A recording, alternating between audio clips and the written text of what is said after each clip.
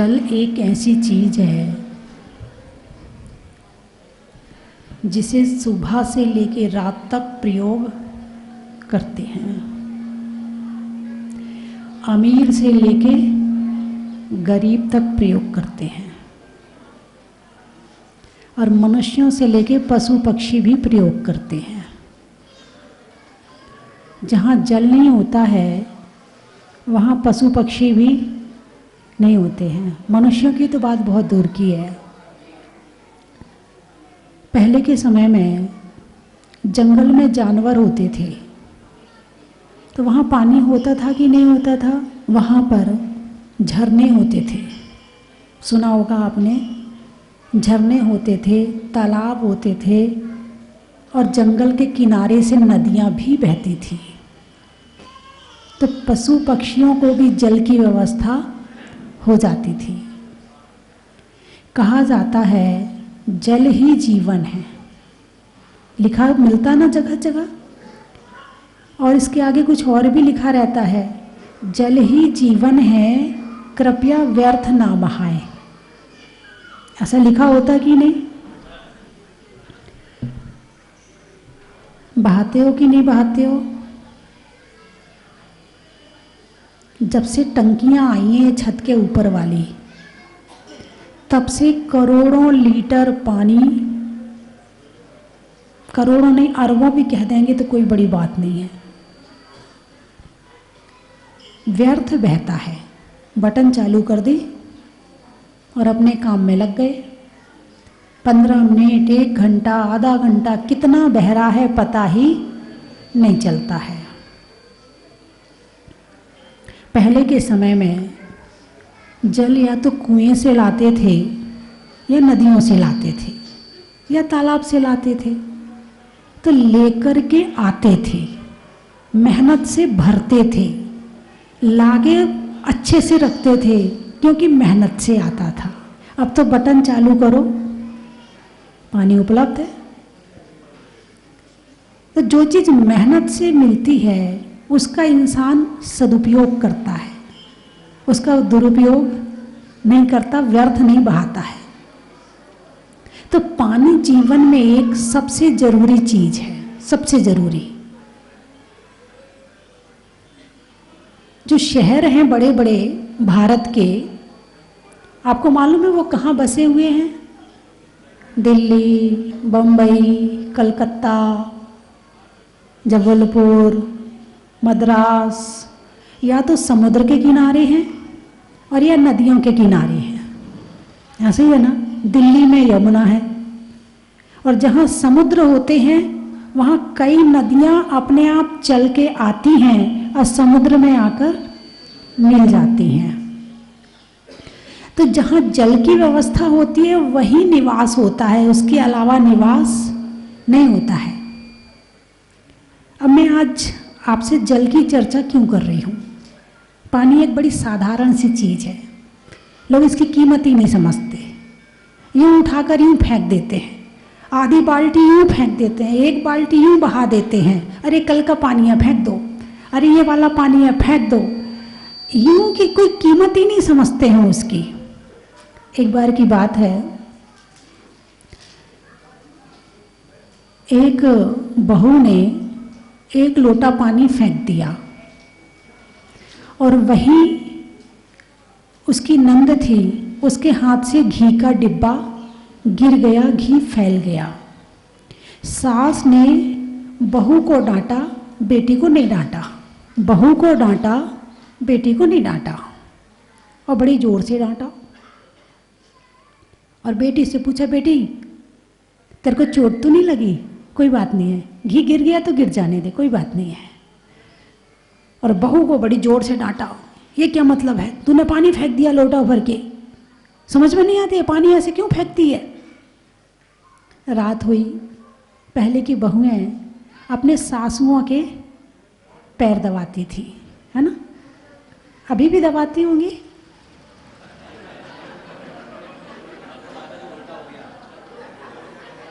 पैर नहीं दबाती, अब दबाती हैं।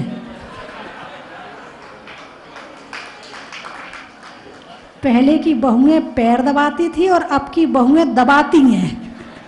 समझ गए? अभी कल विहार कर रहे थे परसों, तो कुछ लोग बोले दब के चलो, दब के चलो। बोले ये ना दबे किसी से।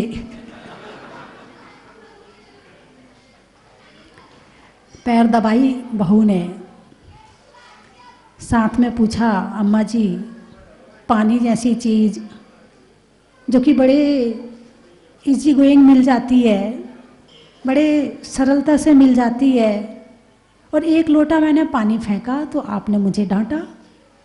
और जो घी बड़ी मुश्किल से प्राप्त होता है, बड़ी मेहनत से बनता है, जी से वो घी गिर गया तो आपने उसे डांटा नहीं, उससे पूछा कि बेटा कुछ हुआ तो नहीं, आपने ऐसा क्यों किया? सासू ने कहा बेटा देख, एक बूंद पानी में 36,450 जीव होते हैं। एक बूंद में इतने होते हैं तो एक लोटा में कितने होंगे? और तूने पानी यूं ही फेंक दिया, कितने जीवों की हिंसा हो गई? पानी की रक्षा का मतलब है जीव की रक्षा।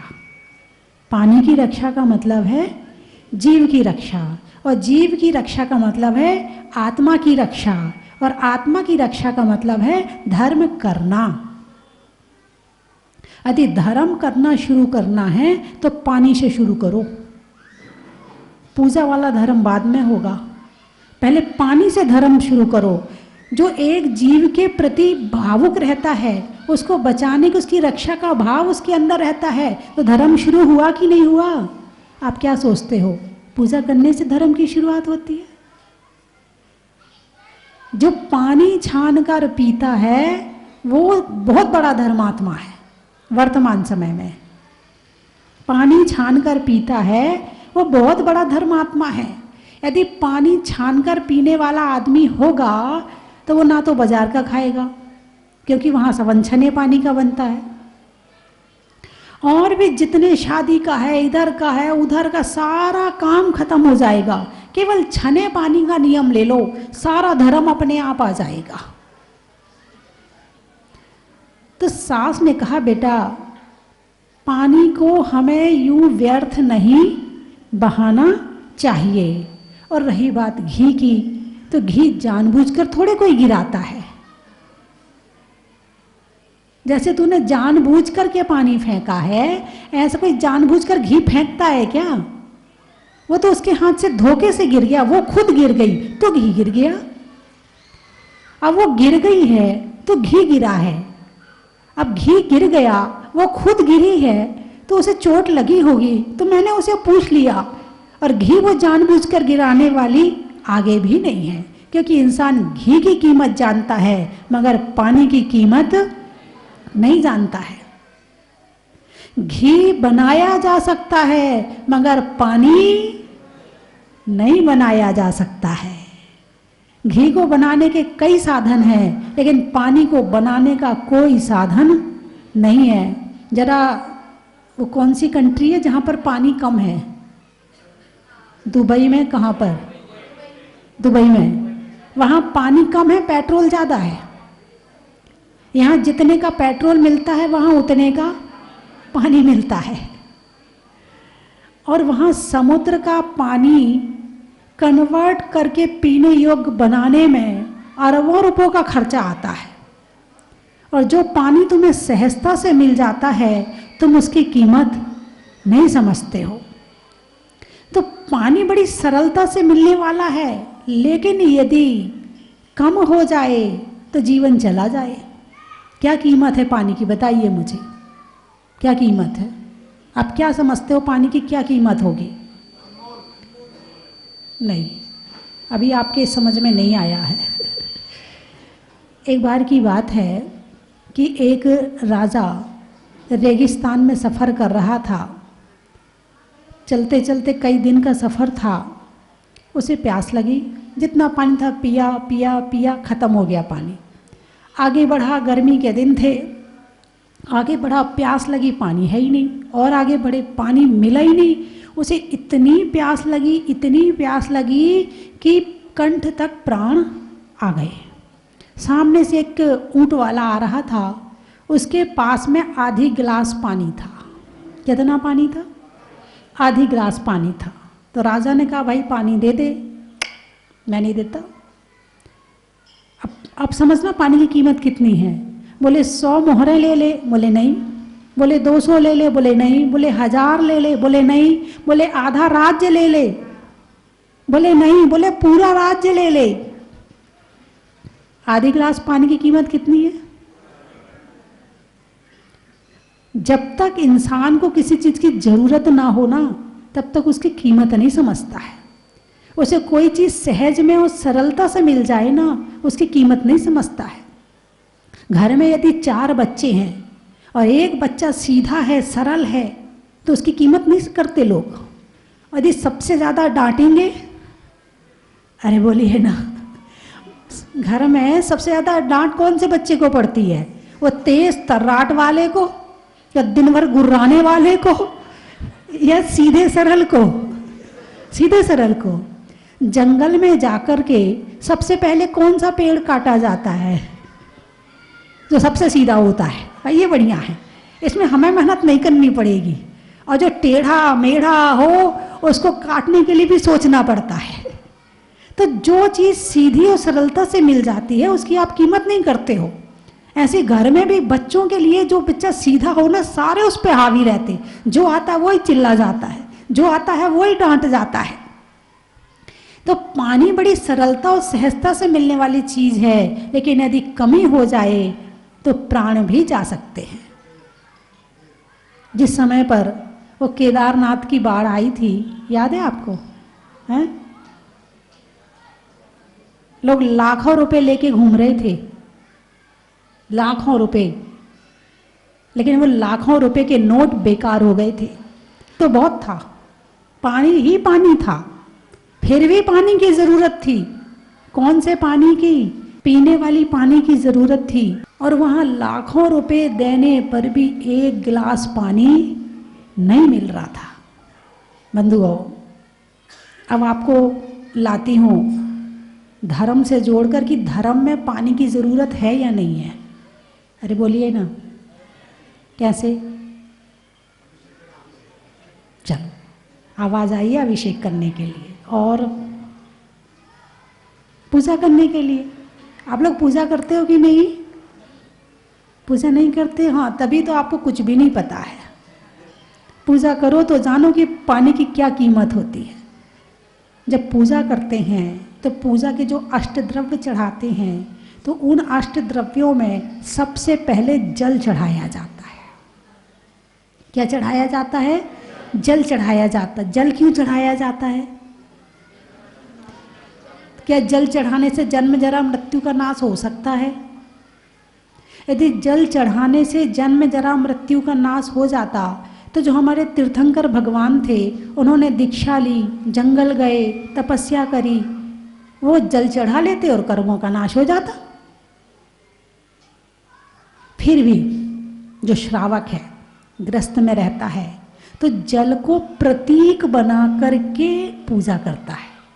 जल प्रतीक है किसका? पवित्रता का, शुद्धि का। यदि शुद्धि होती है तो किससे होती है? जल से। यदि कीचड़ होता है तो किससे होता है? और शुद्धि होती है तो बिना जल के ना तो कीचड़ होता है और ना पवित्रता होती है। तो मन एक ऐसी चीज है, मन यदि मन के भाव बिगड़ेंगे, आत्मा के भाव बिगड़ेंगे तो कीचड़ हो गया, और आत्मा के भाव सुधर जाएं तो कीचड़ साफ हो गई। तो पूजा में जल चढ़ाया जाता है जन्म जरा मृत्यु नाश के लिए। नाश होता नहीं है, लेकिन भगवान से प्रार्थना करते हैं, हे भगवान, जैसे ये जल निर्मल है, जैसे ये जल पवित्र है, ये कभी अशुद्ध नहीं होता है, और अशुद्ध हो भी जाए तो जैसे धूप निकलती है वैसे भाप बनता है, बादल बन जाता है, फिर बारिश होती है, तो क्या कहते हैं? अरे भाई, बारिश का पानी एकदम शुद्ध है। कहते कि नहीं कहते? बारिश का पानी एकदम शुद्ध है। वो ऊपर पानी गया कहाँ से? जो ऊपर बादल बने हैं वो पानी कहाँ से गया है? तुम नहाए धोए, कपड़े धोए, तुमने घर में झाड़ू लगाए, पोंछा लगाए, घर धोया, पानी बहा, कहाँ गया पानी? नाली में। कहाँ गया पानी? अब वो पानी गंदा है कि ये अच्छा है? गंदा है। अब वो पानी जाएगा बड़े नाले में, बड़े नाले जाएंगे नदी में, और नदी जाएगी समुद्र में, और समुद्र से पानी जाएगा बादल में, और फिर वापस आ जाएगा। मतलब यदि मान लो जो पानी तुम प्रयोग कर रहे हो, यदि वो पानी प्रयोग करने के बाद खत्म हो जाए, दोबारा प्रयोग में ना आए, तो इस दुनिया से पानी खत्म हो जाए। ये तो साइकिल चल रही है। यहाँ प्रयोग किया, वहाँ भाप बना, वहाँ ऊपर गया, वहाँ फिर वापस आया, बस यही चल रहा है। तो जल पवित्र हो गया, ऊपर जाके कैसा हो गया? पवित्र हो गया। ऐसे ही कर्मों से सहित आत्मा जब तपस्या करती है तो वो भी शुद्ध हो जाती है। तो अब पूजा की, पूजा में चढ़ाया जल, जल में जरा मृत्यु विनाश नाय, जल में किसी प्रकार की अशुद्धि नहीं रही, जल में किसी प्रकार की अशुद्धि नहीं रही, निर्मल है, पावन है, कोई गंदगी नहीं है जल में, बिल्कुल स्वच्छ है, साफ है, शीतल है। ऐसे ही भगवान मेरी आत्मा पवित्र हो जाए, निर्मल हो जाए, साफ हो जाए, कर्मों से रहित हो जाए, तो मैं भी ऐसा शुद्ध हो जाऊंगा। और जब ऐसा शुद्ध हो जाऊंगा तो जन्म जरा मृत्यु का नाश हो जाएगा। जल की तरह तो शुद्ध है, कौन? आत्मा। जल की तरह तो शुद्ध है, शीतल है, शांत है, जल की तरह तो जीव है, फिर क्यों अशांत है। बंधुओं, जल से पूजा करिए। फिर जल से और कौन से काम करते हैं? भगवान का अभिषेक करते हैं। जल से और क्या करते हैं? भगवान का अभिषेक करते हैं। पानी वही है, जिस पानी से आपने नहाया उसी पानी से भगवान को स्नान करवा रहे हैं, भगवान का नमन कर रहे हैं, भगवान का अभिषेक कर रहे हैं। पानी वही है। और जो आप नहाते होंगे तो आप पहले तो लोटे चलते थे। क्या चलते थे? लोटे। अब लोटे नहीं चलते, अब मग्गे चलते हैं, है ना? तो अपने ऊपर लोटा डाल रहे हो और भगवान के ऊपर लोटा डाल रहे हो, दोनों में अंतर बताओ क्या है? क्रिया करने में कोई अंतर नहीं है, जैसे यहाँ डाला है वैसे वहाँ डाला है, लेकिन एक शरीर की सफाई के उद्देश्य से कर रहा है और एक आत्मा की सफाई के उद्देश्य से कर रहा है।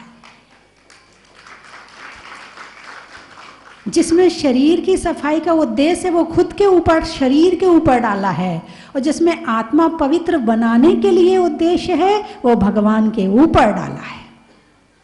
एक में कर्म बंद है और एक में कर्म निर्जरा है। जिसमें आप अपने ऊपर डालते हो उसे लोटा कहते हैं, और जिसमें आप भगवान के ऊपर डालते हो उसे कलश कहते हैं। एक में श्रद्धा होती है, भाव पवित्र होते हैं, भाव निर्मल होते हैं, और एक में तो ये साबुन लगाओ और वो साबुन लगाओ, जरा पैर भी घिस, जरा ये मैल भी निकाल, जरा कान का भी निकाल, जरा नाक का भी निकाल, सारे मैल साफ करने के लिए सुबह से शाम तक पानी का प्रयोग करते हैं। और यहाँ आप भगवान के ऊपर एक कलश डालते हो और ऐसे भाव पवित्र होते हैं, ऐसे भाव पवित्र होते हैं, लगता है कि मन बिल्कुल शांत और शुद्ध हो गया है। एक में मन अशांत होता है और एक में मन शांत होता है। जब भगवान का जन्म कल्याणक मनाया जाता है तो सौधर्मिंद्र कहाँ से आता है अभिषेक करने? स्वर्ग से आता है। कहाँ से आता है? स्वर्ग से आता है। और अकेला नहीं आता है, 7 प्रकार की सेना को लेकर आता है। और इतने करोड़ों अरबों देवी देवता होते हैं। और फिर भगवान को कहाँ ले जाता है? ऐरावत हाथी पर बिठा के पांडुक शिला पर ले जाता है, वहाँ भगवान को विराजमान करता है और फिर अभिषेक करता है। कौन से जल से करता है? क्षीर सागर के जल से। कौन से जल से? क्षीर सागर के। शायद 5वां समुद्र है ये क्षीर सागर।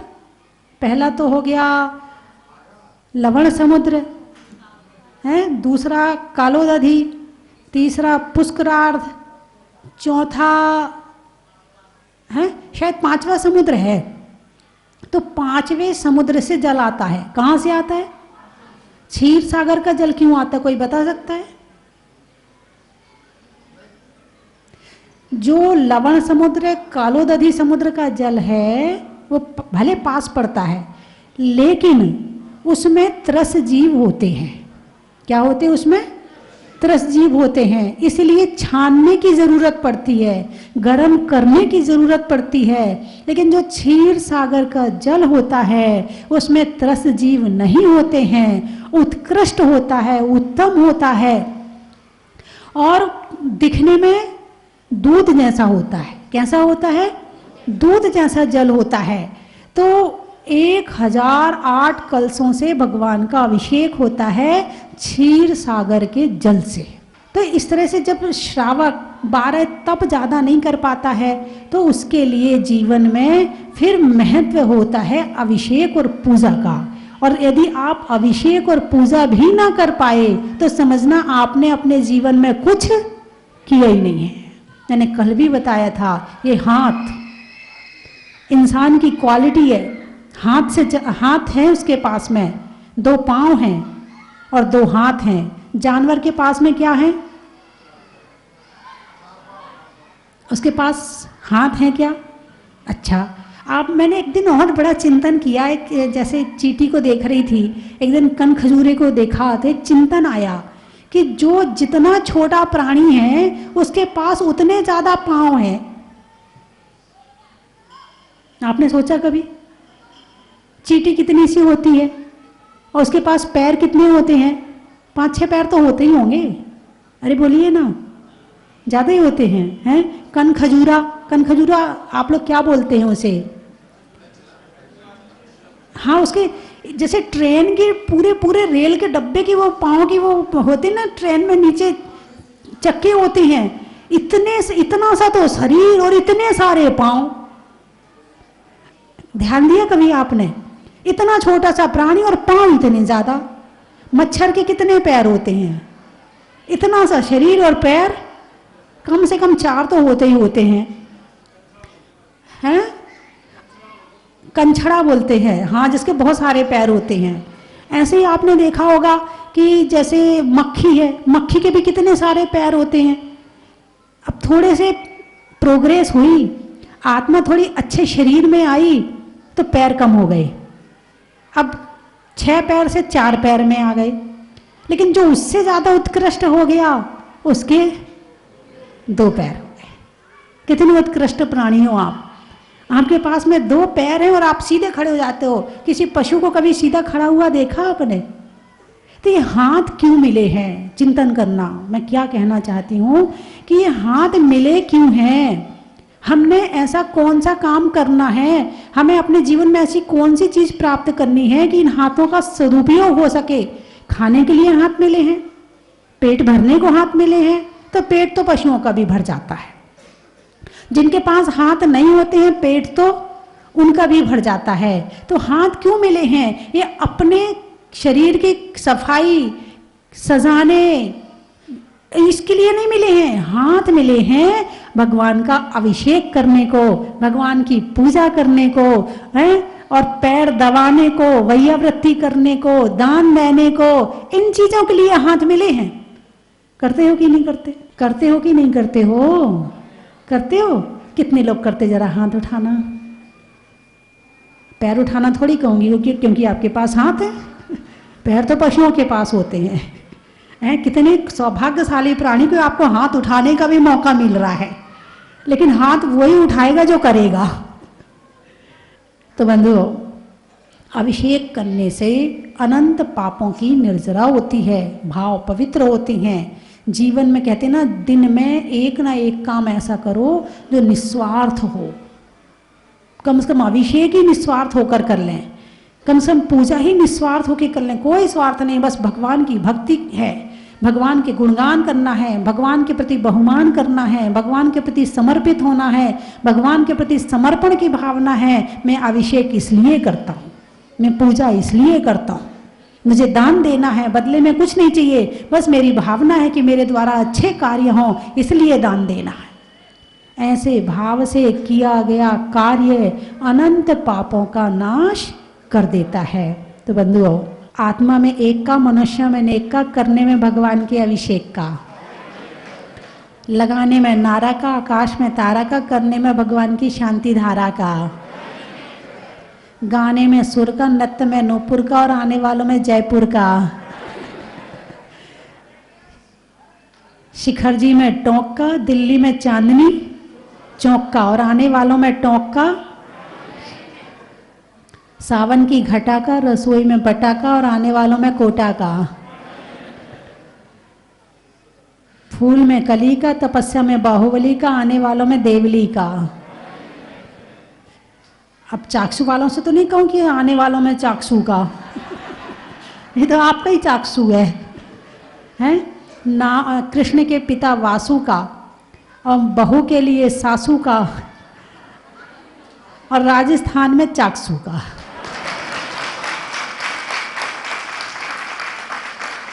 पानी में गागर का, वृक्षों में आकर का और इस तीर्थ क्षेत्र को फेमस करने में आचार्य प्रज्ञा सागर का। और आज जो जहाजपुर में लोग आए हैं, तरियंचों में बिल्ली का, डंडा में गिल्ली का और आने वालों में दिल्ली का, आम की बौर का, खाने में कौर का, आने वालों में इंदौर का, बड़ा ही महत्व है। दूध में मलाई का, करने में भलाई का और आने वालों में भिलाई का, बड़ा ही महत्व है। अच्छा, जयपुर वाले वहां भी बैठे हैं जहाजपुर में? हाँ, आया है, पर्ची में लिखा हुआ आया है। नदी में नाव का, मनुष्यों के प्रभाव का और आने वालों में खाते गांव का, बड़ा ही महत्व है। देवों में असुर का, रिश्ते में ससुर का और आने वालों में उदयपुर का, बड़ा ही महत्व है। जंगल में शेर का, फलों में बेर का और आने वालों में अजमेर का, बड़ा ही महत्व है। अनाज में दाने का, इनाम में पाने का और आज आपके यहाँ आने का, बड़ा ही महत्व है। हिंदी में मात्रा का, स्कूल में छात्रा का और आज आपकी आदिश्वर धाम की यात्रा का, बड़ा ही महत्व है। और समय कुछ ऐसा निकालो प्रेम हो, खाने पीने सोने मोबाइल में तो जिंदगी जानी जानी है कि अरे बोलिए ना, कौन कौन नहीं देगा वो हाथ उठाए। और सर्दी के दिन में बैठ के आराम से माला फेरना, क्या करना, कहाँ भागना है, माला फेरना आराम से। चलिए बोलिए 24 भगवान की। पूरे परिवार को लाने के लिए आज वो हमारे बीच में है नहीं, लेकिन मैं आज कम से कम 200 जनों को लेके आया हूँ यहाँ विधान कराने के लिए, उनकी अंतिम सगरी करके पुण्यतिथि तो उनकी याद में भी मुनिषितनाथ भगवान ही मूल नायक है।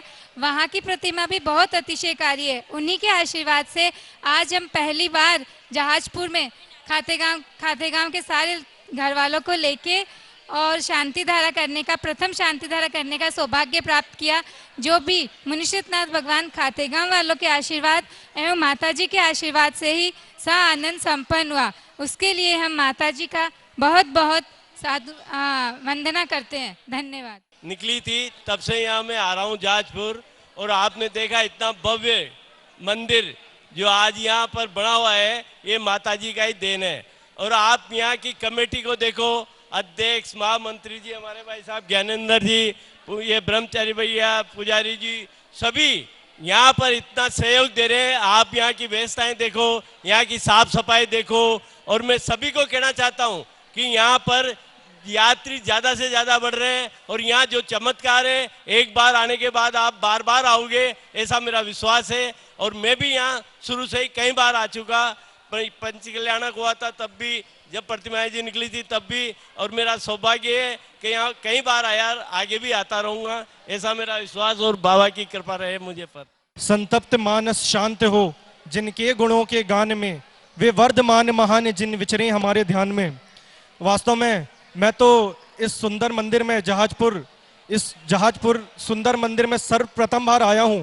इससे पहले तो सिर्फ लोगों के मुंह से सुना था, ऐसे ही टीवी पे सब रिव्यू दे रहे होते थे कि किस प्रकार का ये मंदिर है, कि किस प्रकार की इसकी सुंदरता है। पर मैं पहली बार यहाँ पर आया, मेरी मम्मी मुझे बहुत फोर्स कर रही थी कि मैं बहुत सारे तीर्थ स्थल गया हूँ, बहुत सब जगह गया हूँ, सम्मेद शिखर हर साल जाते हैं हम लोग, वहाँ के दर्शन करते हैं, पर वास्तव में जहाजपुर जैसा मंदिर मैंने पहली बार देखा है।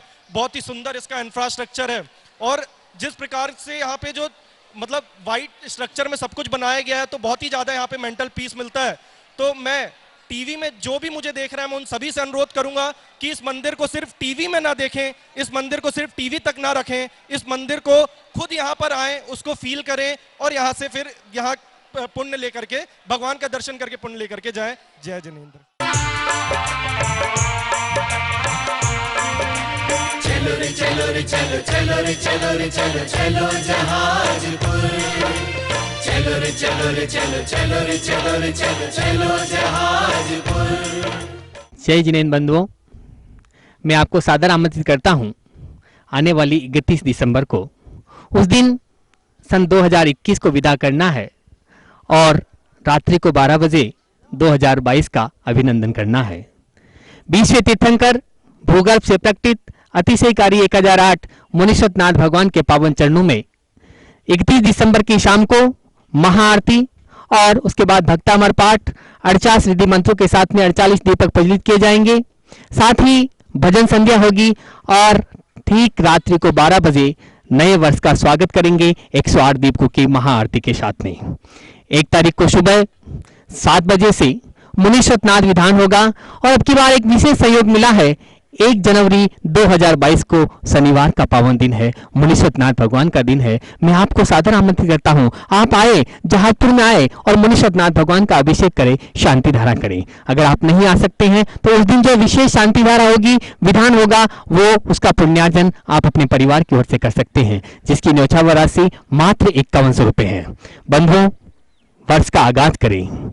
2022 का आगाज 1 जनवरी 2022 को शनिवार के पावन दिन विशेष शांति धारा और विधान के साथ में मात्र 5100 रुपये की न्यौछावर राशि में आप अपनी सूचना दे सकते हैं। धन्यवाद। चन की थाल को सजाओ रे आज, रत्नों की थाल को भर लाओ रे आज। आओ आओ करे रे गुणगान आरती भगवन की। आओ आओ करे गुणगान आरती भगवन की। आओ आओ करे रे गुणगान आरती भगवन की।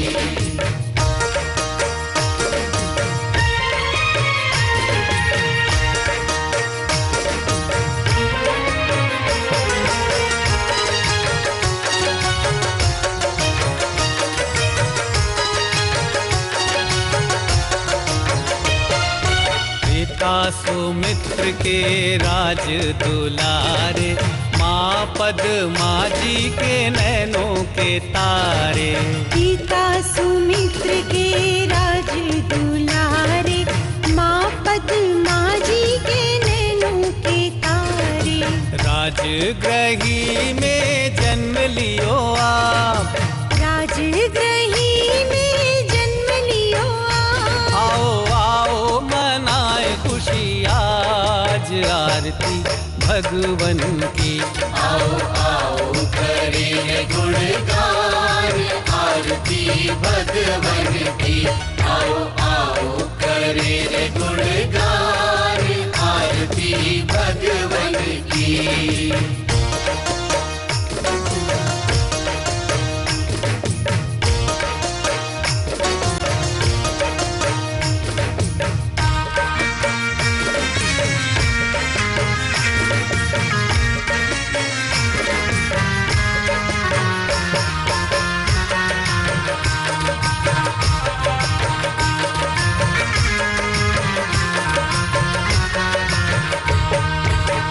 कपूर बाती से ज्योति को जला के, प्रभुवर के चरणों में शीश को नवा के।